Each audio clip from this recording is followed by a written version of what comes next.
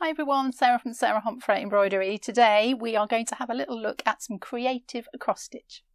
So if you're a cross stitcher and you want to be a little bit more experimental, or maybe try a couple of different kinds of cross stitches or mess around with the thread, this one is perfect for you. So this follows on from a video we did last week. We did this little piece here.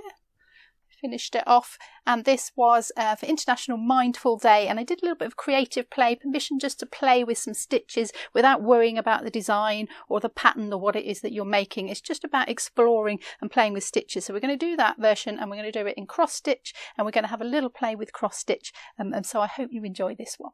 So I'm going to demonstrate on some 18 count Ada fabric, and I've got some perlé thread. You can use any thread that you want to. You can use stranded. We'll play with a little bit more with some different threads in a minute, and I'll show you what you can do with those, so don't worry about too much about that in a minute. And I'm just going to show you a few different kind of cross stitches that you can do. So you will all be familiar with a basic cross stitch. So cross stitch that you will do your kits in, and you can fill your kits in, and you might work that in a slightly different fashion, but you can do all of the bars one way first, and then you come back for your second row and you go back over those previous ones in the opposite direction to create your little cross. So all the bars underneath go one way, all the bars on the top go the other way. So then you complete your row of cross stitches. So that's a traditional way of working a cross stitch. You can just do them individually and dot them around if you want to. You can also do a larger cross stitch. So instead of going over a single hole from one hole to another across the threads there, I'm going to go to the next hole. So I'm going 1, 2, 3 diagonal threads, and you can get huge cross stitches. And again, you can either work them as you would traditionally and put all those bars underneath first. And if you wanted to use a thicker thread, this one would be really good for that. But I'm going to show you something else we can do with that. So get to the end, come back on yourself going over the top. But as you can see a little bit of the fabric through that. So this is where we can start to put different kinds of stitches together and cover the fabric. But I just want to show you something else we can do with this. So we can mix those small crosses and the big ones. So we could do a little row underneath of small ones. And if I just work them individually, you'll see what I'm doing now. So if I do 2 of those, you can actually get 4 of these crosses in the same space as a big one. So then I could do a big cross. We've got 2 little ones, 1 large one,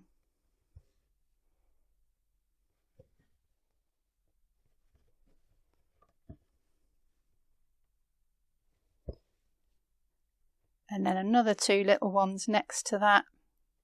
So I'm just working them individually because I'm mixing them up a bit now, but we're still just doing cross stitches, just doing a small one and a large one. Then I can put another large one next to that, and then I can put my 2 small ones in again, and you can see that that is the same, comes out the same size, so the rows are the same length, so you can easily put 2 little ones and 2 big ones together. So just doing cross stitches, but just changing the size of the crosses. So going back to our small crosses, we can do the same cross, but we can do it the other way up. So instead of doing it like that, we're just going to turn it so it faces that way. And these ones are really great because these interlock with each other. So I will just show you a couple. I'm just putting my hand underneath because I can see the holes in the fabric. So if I go, let's go down. So I'm going to go 3 holes. That's including the hole I come out of. That's hole number 1. Don't come up in the hole and then count 3 because you'll get 4 holes. So 1, including the hole I'm coming out of, down, 2, 3, going back down in that 3rd hole, and then I'm going to do the same over it the other way. So I'm coming up on the left, over the middle, 1, 2, 3, down in that hole, and I make a cross that way up. So if I do a row of those next to each other, so 1, 2, 3 up, and 1, 2, 3 across. 1, 2 is that crosses over the thread, 3 shares that hole with the previous one, so they connect up in that way. So still just doing little crosses, just doing upright ones. This is called an upright cross, but I'm still counting the holes, not doing anything any harder than that. Just change the angle of my cross, and what can happen now is we can come and we can do a cross in between that row. So these lock together really nicely if you want to change a colour now. In fact, I think I'll do that so you can see how they're locking together. So let me just change my thread up. So if I come underneath, I'm going 1, 2, 3, I'm going in the end of that row above, and then I'm going right to left. You can go left to right if you want to, and then hop along a hole, and that goes at the end of those two. Where those two meet, that needle goes into that hole there. I'm going across. You can see how these are interlocking together now. Really lovely stitch if you want to fill in an area quite solidly, but you still want to use the holes to count with, and you still want a simpler stitch like a single small cross stitch. You can use this one for that. So a really nice stitch. Looks quite different from a cross stitch, even though it is still a cross stitch. It's an upright cross stitch. And if I go above, I'll do a couple above as well. So super simple to do. Just doing another row, and you just share the holes.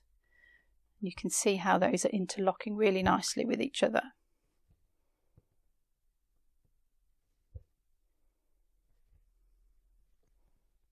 So let's mix those two stitches up now. So let's do a normal cross stitch, and let's put a star stitch over the top of it. So we'll need to make it a little bit bigger. So we're going to go back to that large one that I did earlier. So I did say that might not cover the fabric so well as the smaller cross stitch. So this is where the little upright cross comes into its own. So we do a large cross stitch, and then I'm going to do an upright cross over the top of it. So we're putting the two together. So big cross stitch and an upright cross. So you can just see these small adjustments to my stitch, and I can create a completely new stitch, completely new texture, but I'm still just doing cross stitches. I'm still using the fabric to count my stitches and not doing anything outside of the holes at the moment. So I'll just do another one there. And you can see I'm working them individually now, because you can start to think now about just dotting them around and maybe mixing them with other things. So we're not necessarily going to just work a row of them, but I just want you to see what they look like together. You can see how well those ones cover the fabric. So the cross on its own doesn't quite cover this size cross, the larger one, but if we just put that upright cross over the top of it, then the upright cross just fills in the gaps. So there's a large cross stitch with an upright cross for a really interesting stitch, and that's actually called a star stitch. So now let's start to get a little bit creative with our cross stitches, and I've actually swapped my needle up. So we have been using a tapestry needle because we've been using the holes in the fabric. So a needle with a blunt end, so they go through the holes. I've now switched it up to a needle with a point in it, because just in case we don't want to go down a hole, because it doesn't matter for this, we can go through the fabric. So you can stitch through Ada fabric as if it's a normal fabric. You don't have to follow the holes. So what I'm going to do, I am going to come up in a hole. So I'm going to stitch over the top. I'm going to do what's called couching. So I've got this little bit of wool. Now this is a little bit of knitting wool, a little bit of leftover odds and ends. And this is a time you can really explore your thread. So if you've got some little bits of thread that you think you can't really do any cross stitch with or do any embroidery with, this is the time to use it, because we're going to stitch over it now. So I'm not going to worry about taking it through the fabric, I'm going to stitch over the top of it.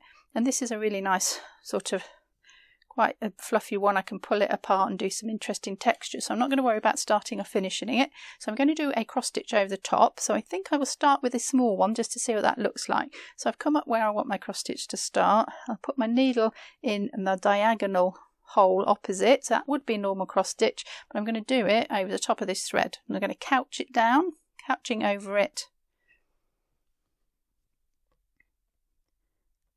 And then I'm going to come up underneath. I'm going to finish my cross. Now obviously I can't see the hole necessarily, so you can either move the thread out of the way to find the hole, or if you want to be a bit braver, you can just go through the thread and aim for the hole. And this is where the point in the needle helps. If you don't exactly hit the hole, it doesn't matter. Nothing bad will happen, I promise you. So we've got our little cross there, and we've stitched over this fluffy pink thread. So let's try a little bit more. Let's do something a bit more interesting with it. So let's just curl it. Let's not go that far down. Let's come up here. And I'm just going to kind of pull it apart a little bit. And let's do one of those big crosses now. So 1, 2, 3 holes would be down there. I could just ruche this up a little bit, make some interesting effects. So we're making something creative with the thread we're couching down, but we're still doing the cross stitches just to hold that down with. So we're still cross stitching, but just now thinking a little bit more creatively. So let's just do a little small cross stitch again.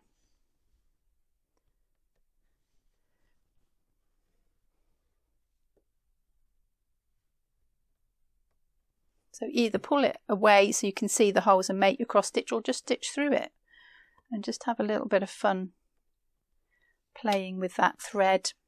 Don't worry too much about where it goes. We're not worrying about what pattern we're making. Just having a little exploration with these threads and our cross stitching. It's sort of meeting there. So let's do a great big one in there.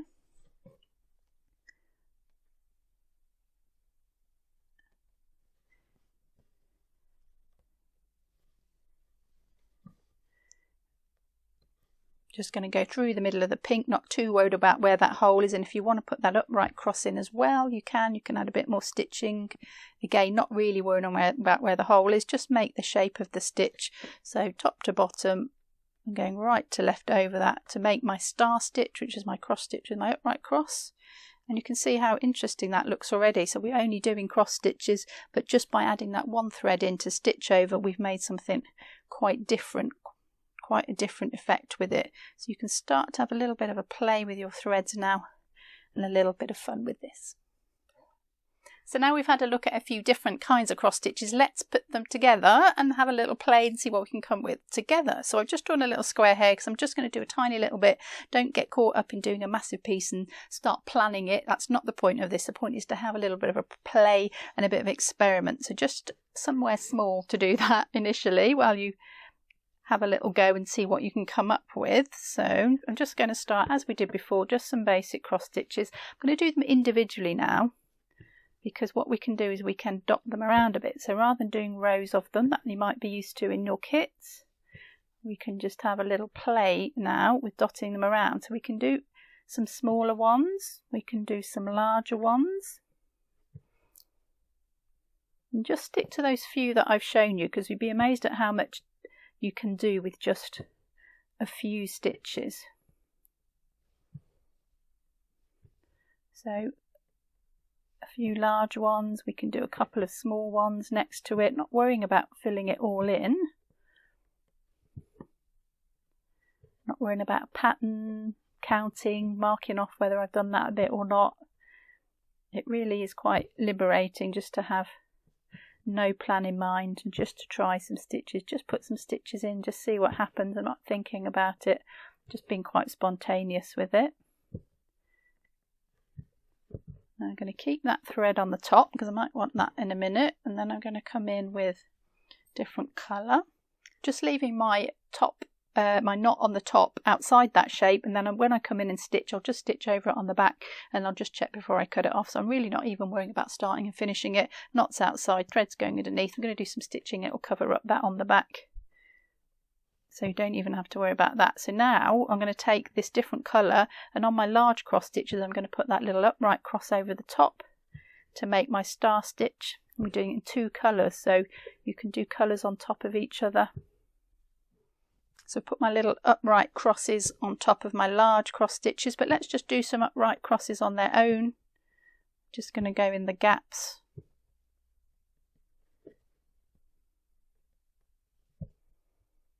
Just dotting them around. You can lock a couple together if you want to. Make a bit of a pattern of it. You can change your colours. You could do it in a variegated thread. That would be nice because then the colour changes and you don't even have to think about changing your colour. Just let the thread do that bit for you. Let's go over that one there. Doesn't matter if these stitches go over the top of each other either.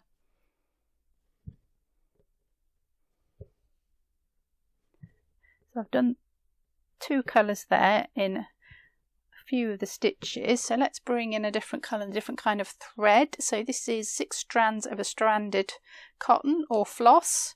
Now this one is a little bit thick with this size Ada to do the small cross stitches, so let's do something a bit bigger with these ones. I'm going to do my large cross stitch and then my little upright over the top of that.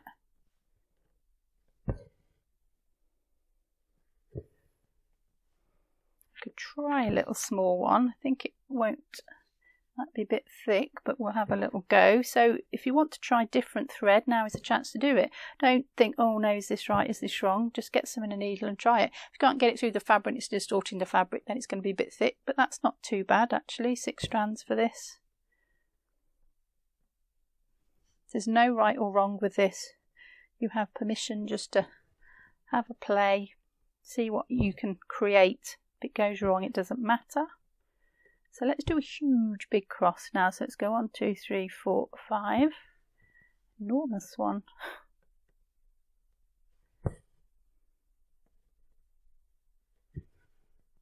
And we could do that little upright one just over the middle.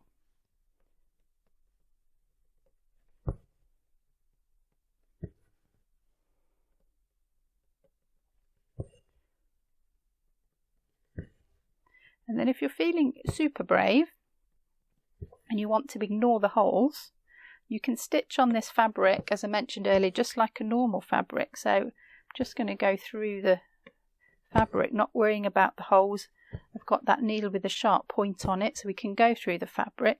And if you want to sort of maybe move on with your cross stitch a little bit into embroidery, I've had a few messages from people who are interested in that. This is the way to do it. Start off on the Ada, start off counting, and then you can just carry on stitching the same way but ignoring the hole. So I'm just literally coming up through the fabric, not worrying about where those holes are at all, which means I can make any size cross I want, can still do an upright cross.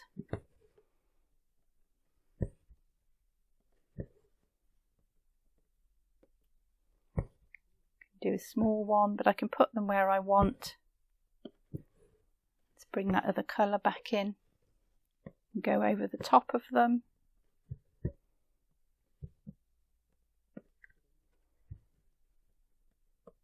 And you can just keep going till you've filled your fabric in. If you like to be really solid and you don't like those gaps in between, just keep going. Just keep putting some more stitches in. You can get small if you want to. Some tiny gaps here. We could just come and put some single cross stitches in and another colour. We can keep piling them on top. I can go over the end of that one if I want to. They don't have to be even crosses, so you could have a cross with a long bit that way and it could be a little short bit that way. It could be off centre.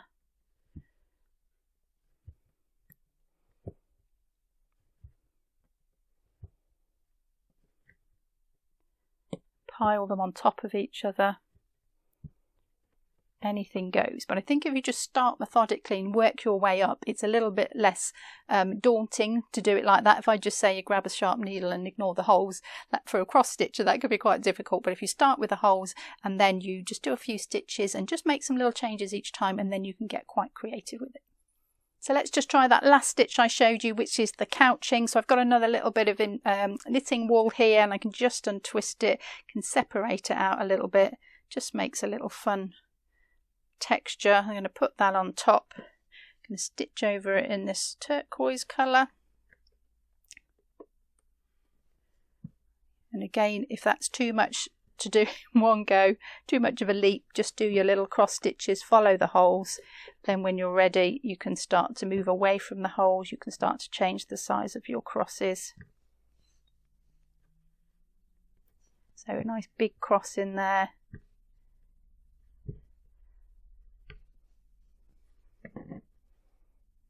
You can go through the middle of that thread. Now I'm not worrying about where the holes are, just stitching over it.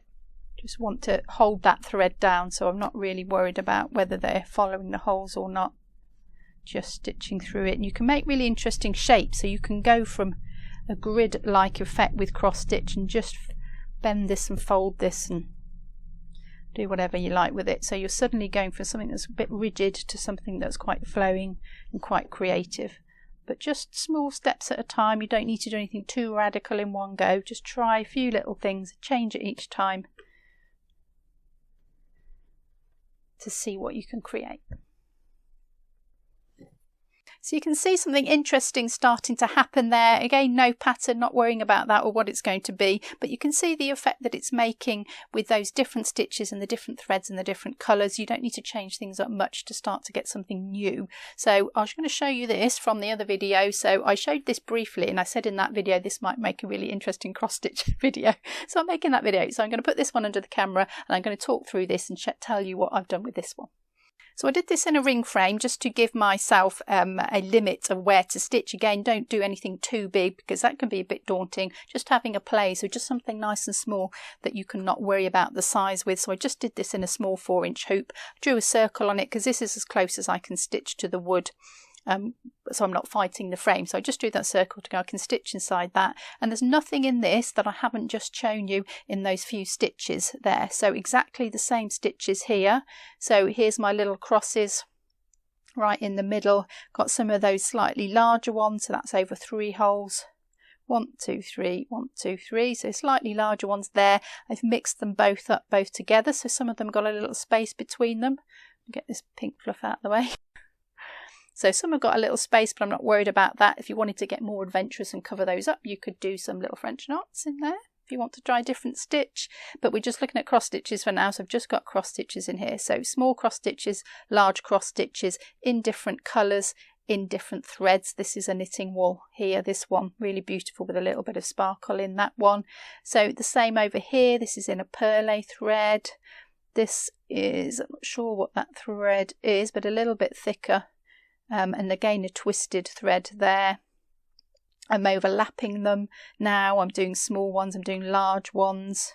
If we come down here, what I've actually done here is I've put a grid down, so I've put really large upright crosses basically. So I've come from here down to here and I've put rows of long stitches in. Then I've come across and put another row of long stitches in, and this is kind of like a grid sort of stitch. It's called a trellis pattern in hand embroidery, and then you can put that grid down and then you can hold the grid down with some cross stitches. So that's the grid underneath in that kind of turquoise bluey sea green colour, and then I've put the crosses in over the top with the pink knitting wool with a little sparkle in it.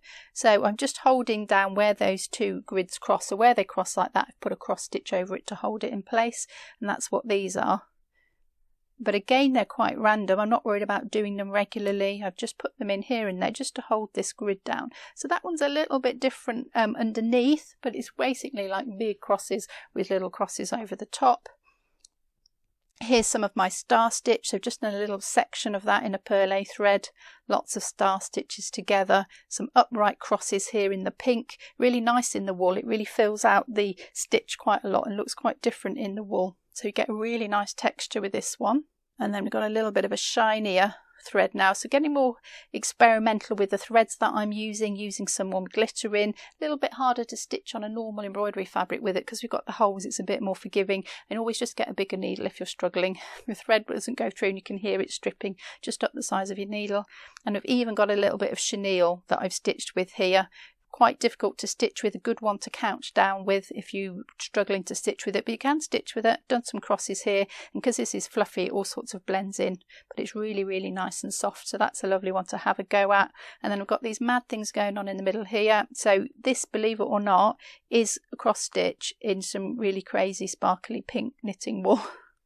And they're large cross stitches because it's, you can see the wool's quite difficult to do anything fine with that, but so huge great big crosses there, but just with this sparkle, and I just get that really nice sort of big tuft of pink sparkle right in the middle. And then I've got a blue couching thread here, so this blue is the knitting wool, little sparkly knitting wool, just laying on the top of the surface and couched over with cross stitches, and just incorporated it into the whole thing, and just fitted it in the gaps and gone over the top where I need to, and then you can come in and fill in around it if you want to. So I hope that's shown you that it's not difficult to move on from a traditional cross-stitch technique. You're still using the same stitches, but having a little bit of a play with your threads and your stitches and your stitch sizes. So I hope you're inspired to have a little go at that. If you're enjoying that one and you feel ready to try that on a different fabric and move away from the safety of the holes of the Ada fabric, then do check out this video up here on this project where we do exactly the same thing but with some more stitches. If you've enjoyed this video, do give it a thumbs up, and I will see you next time.